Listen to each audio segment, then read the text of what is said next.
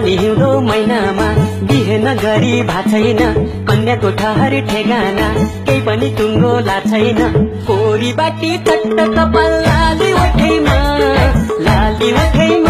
हजुर लाली ओठैमा झ्याप्पै कदम रोकियो फुलको बोटैमा